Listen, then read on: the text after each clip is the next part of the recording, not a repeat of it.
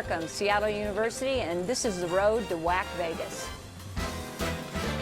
Lots of fantastic basketball this past weekend and more to come. Welcome to the road to WAC Vegas, brought to you by Hercules Tires. I'm your host, Rachel Vigil.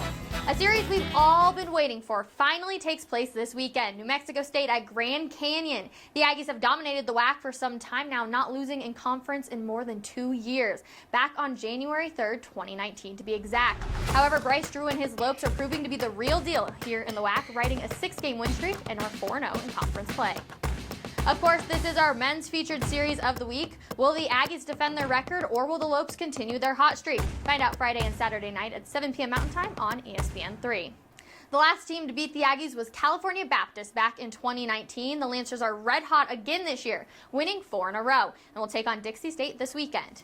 CBU has center Gorjak Gak, who is the WAC Ticket Smarter Player of the Week. The graduate student is second in the WAC in rebounding and blocks per game. Dixie is coming off 2 tough losses against Grand Canyon. You can catch those games on Friday and Saturday at 6 p.m. Pacific Time on the WAC Digital Network. Utah Valley got some national TV action this past weekend against St. John's. Now they'll focus to the WAC newcomer, Tarleton. The Wolverines lead the league in field goal percentage, while the Texans are the leaders in three-point percentage. Looking forward to seeing that matchup starting at 6 p.m. Mountain Time on both Friday and Saturday on the WDN. Coming up next, we're going to talk a little women's basketball with Seattle U head coach Suzy Barcomb. We'll be right back. Power isn't born, it's built over time.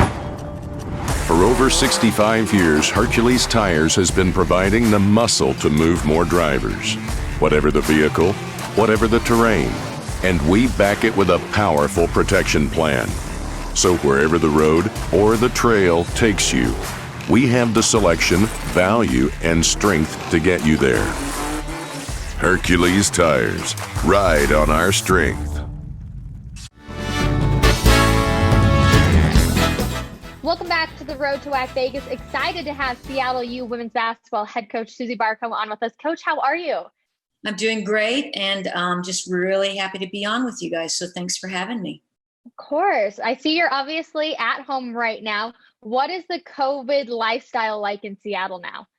I think Seattle is really getting a handle on it. I will say we have our own little Seattle University bubble, and I think our athletics department and even Seattle University has just done a tremendous job of putting in some pretty stiff protocols and trying to keep everybody safe and sound. So there's nothing normal about it.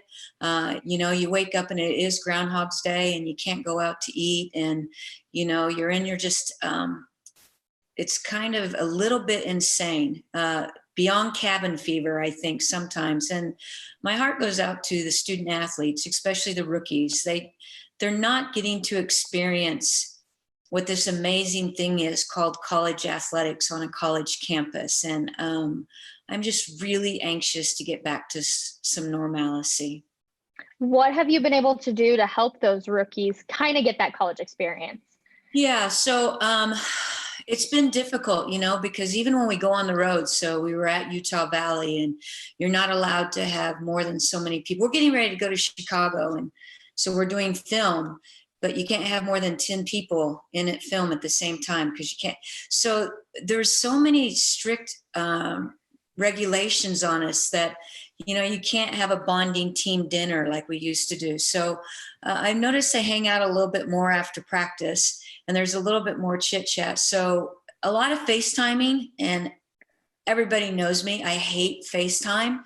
I have never FaceTimed more in my life with my student athletes than I do this year. So getting used to that and just trying to talk to them about normal things, how's school going, all of those types of things, and just checking in. But our university, like I said, is doing a good job. We're still going to have a faculty appreciation night. So yesterday we were sending out all the invites to our faculties. Albeit via Zoom, it's still, we're trying to engage people. So doing fun little things like that. There's pros and cons, right? It's kind of nice to be able to sit on your couch and do it, but at the same time, missing that actual interaction with people. Yeah, I think this age group really needs physical interaction with one another.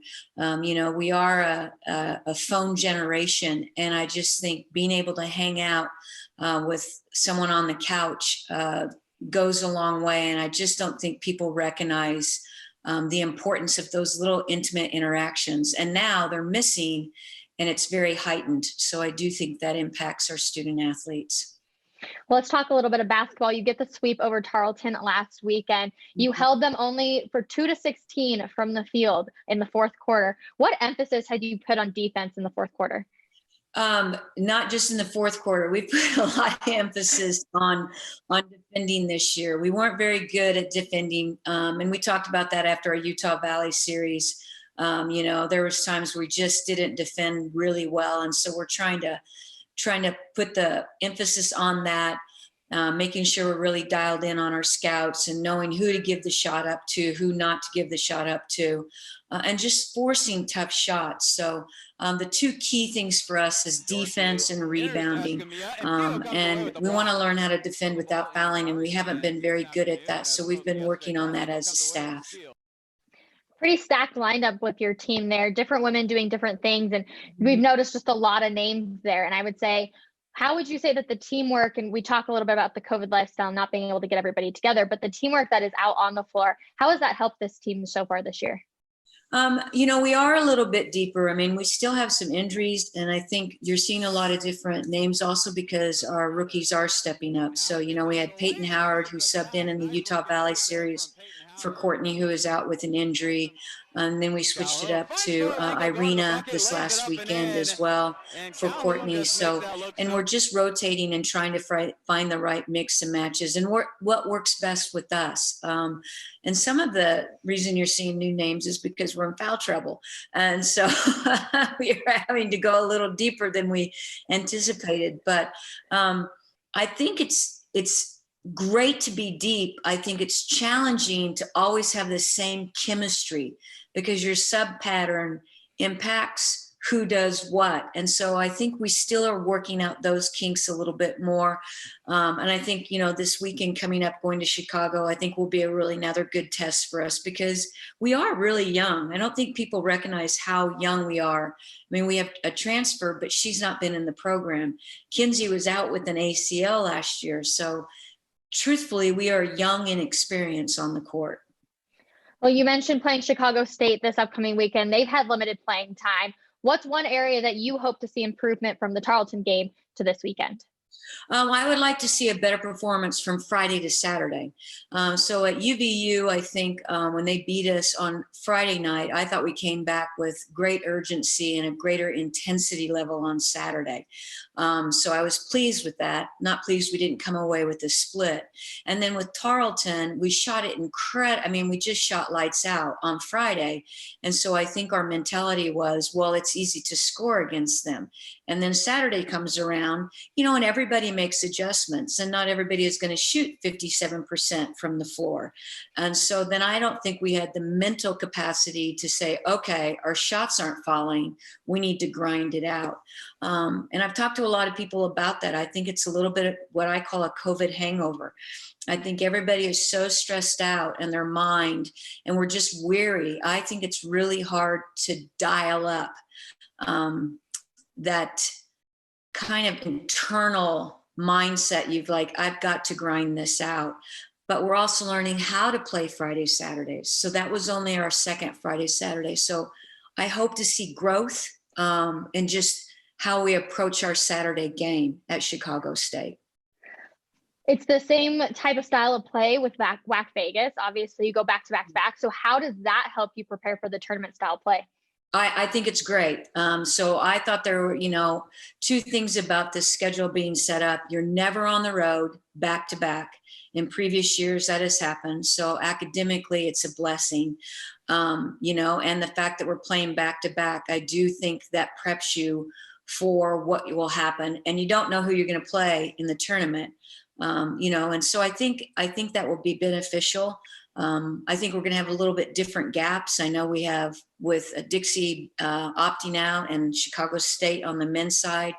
I think that bracket is going to be fluid until the WAC tournament, just to see who remains healthy. And that's our number one objective. All things said and done, we want to be healthy enough to play in the WAC tournament. Well, Baller Bree, as her Twitter handle is third in the NCAA in assists. What's allowed her to be so dominant in that area? Well, she comes from a JC program where she got to do everything. So she was in charge of the offense. So I think, she'll tell you that I'm always on her, and that's too crazy of a pass and you're doing too much. And I tell her that she's going to kill me with the amount of dribbling she's doing. But that kid, and she's not a kid, she's a young woman, has such amazing court vision. And I think what makes her special is that she is a scorer as well. So she's not just point guard facilitating the offense. I do also think her twin, itty bitty Kinsey, I think those two play off each other. And so you have two speeds at the point guard position. And I think it bodes well for both of them, because a lot of other teams we play don't have that much speed in the 1 and 2 guard spot. She has really, really good vision, and our system helps her with that as well. You mentioned Mackenzie Williams and the tearing of her ACL. How is she doing? Has she had any sort of issues with it at all? It was back-to-back tears for her of the same knee. And so she came back, and I think she was contemplating, man, I don't know if this is worth it. But once she got back into the rehab, she's been doing well. I do think the back-to-back games are challenging for anybody who is dealing with injuries. I think the fatigue factor, and you're talking about a knee, and you're talking about the pounding Kinsey does, because Kinsey plays really hard.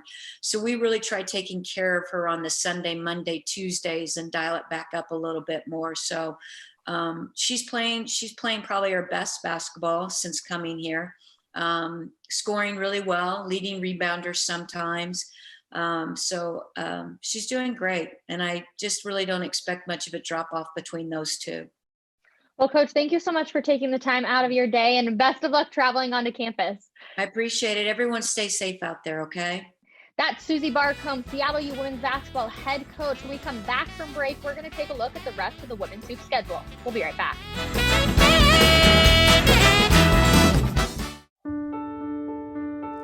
We can stand together by standing far apart. Stay 6 feet apart from other people.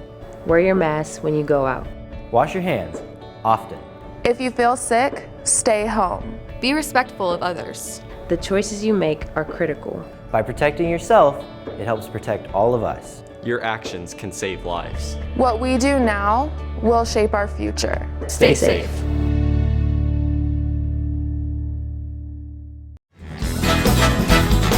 Welcome back to the Road to WAC Vegas. In case you missed the last segment, Seattle U is taking on Chicago State this weekend. The Redhawks got 2 wins over Tarleton last weekend to boost them back to 500 in conference at 2-2. They'll head to the Windy City to take on the Cougars. This is our featured women's series of the week. Chicago State is led by junior Nadia Thorman-McKee, who is second in the WAC, averaging 17.6 points per game. The Redhawks are led by junior Mackenzie Williams, who is just behind Thorman-McKee in scoring at 17.1 points per game. You can catch those games on Friday and Saturday at 2 p.m. Central on the WDN. The Texans game against Utah Valley were postponed as the Wolverines program is on pause. TSU will now travel to Grand Canyon on Monday and Tuesday of next week. Tarleton is looking for their first conference win of the season, while the Lopes are 9-2 with a 1-1 record in the WAC. GCU has the leading scorer in the conference with freshman Katie Scott. You can catch those games at 6 p.m. Mountain Time on the WDN. Lots of changes happening in the WAC, so stay tuned to our Twitter account for all the updates. That's going to do it for this episode of The Road to WAC Vegas. We'll be at the Orleans Arena in no time. We'll see everybody later.